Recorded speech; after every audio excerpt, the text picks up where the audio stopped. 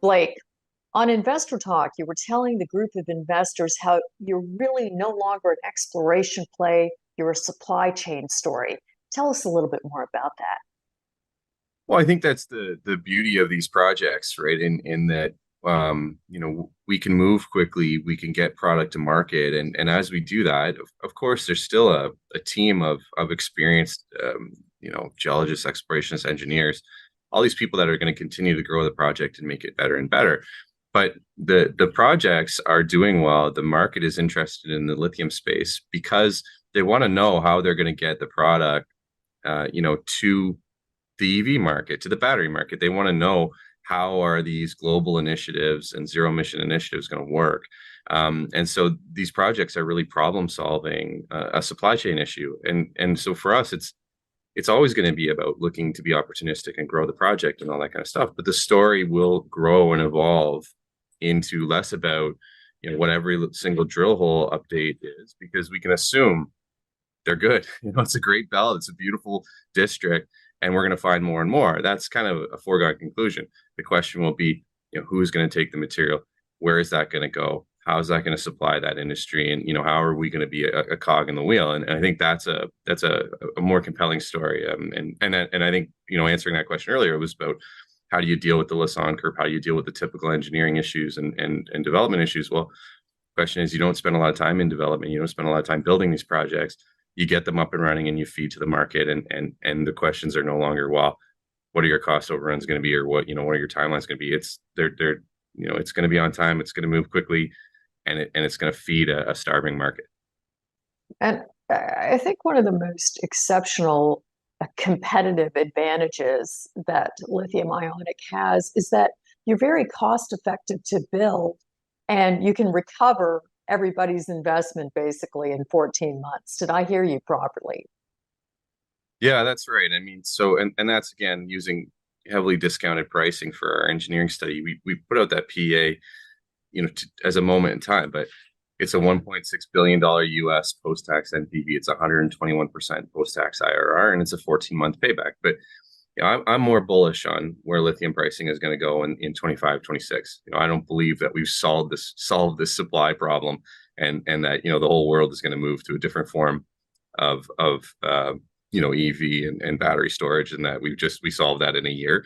I don't really buy into that. So and there really isn't a bunch of lithium supply to come online. So the demand will stay there. The supply will not keep up, and we'll see prices stay high. And so I actually think when we get into a position to produce in 2025, 2026, we're going to be selling product into a really strong lithium market, and we'll pay this project off sub a year, which is spectacular. Well, I was just going to ask you about, speaking of spectacular, the very promising numbers from your PEA that you just cited. Can you tell us how lithium ionic, compares to your competitor since you put these numbers out? Yeah, I think that when we look at this, it's a moment in time, and it's only going to get better. We have a resource now that's still growing. This was, call it, phase one of our approach. It will keep getting better. There will be a phase two, a phase three. It'll grow into kind of world-class scale production. I think when I look at our competition and our peer group, what we're doing is actually moving to production.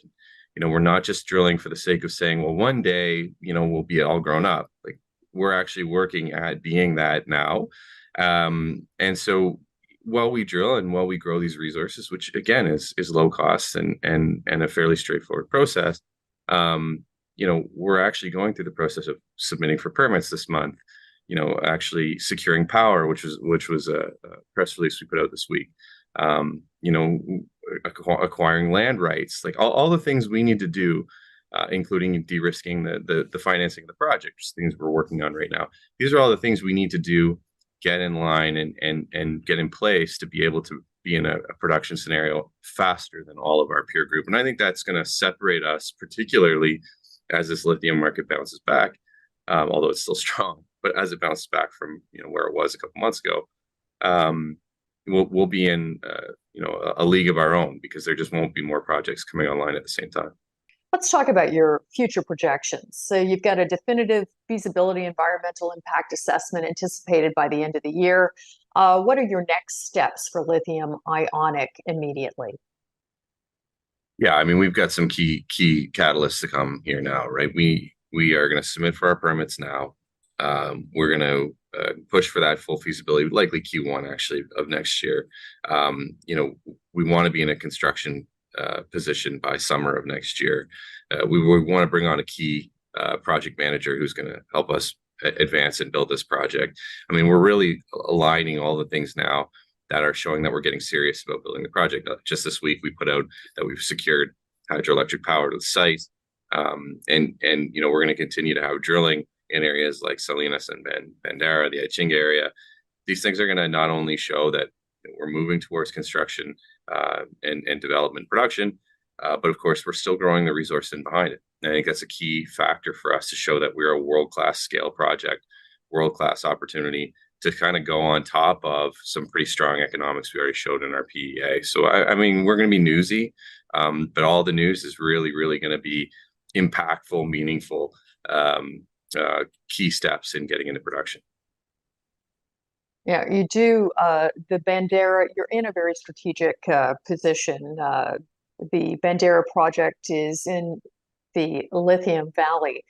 How do you see Lithium Ionic's role in shaping and leading the lithium industry in Brazil? Because you're basically going to be the next lithium producer. Yeah, I think we have one of the strongest teams in the world as far as actually discovering, finding more, growing more. But there is a lot of good work going on around us. Sigma's done some phenomenal work. They've grown a massive deposit and gone into production, and that's why they have a value somewhere between 3 and 5 billion, depending on the day, which is the value gap we want to close. But I think more is being learned about this belt.